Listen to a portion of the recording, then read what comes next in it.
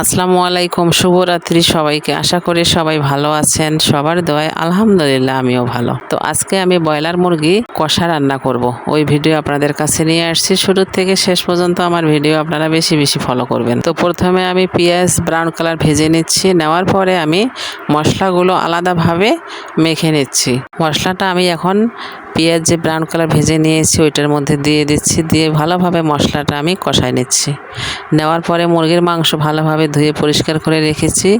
ওই মাংস এখন আমি মশলার মধ্যে দিয়ে দিচ্ছি। দিয়ে মাংসটা ভালোভাবে নেড়ে চেড়ে নিচ্ছি। তো আমি প্যাকেটের যে গুঁড়া দুধ, ওই গুঁড়া দুধ দিয়ে দিচ্ছি।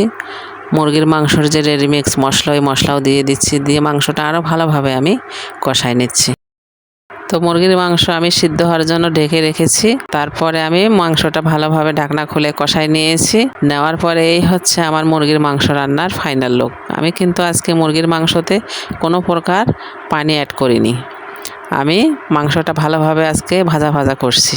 তো আমি যে প্রথম থেকে মুরগির মাংস রান্না করলাম, আমার ভিডিও আপনাদের কেমন লেগেছে? ভালো লাগলে লাইক, কমেন্ট, শেয়ার করবেন এবং আমার পেজটিতে বেশি বেশি ফলো দিয়ে আমার পাশে থাকবেন। ধন্যবাদ সবাইকে। আল্লাহ হাফেজ।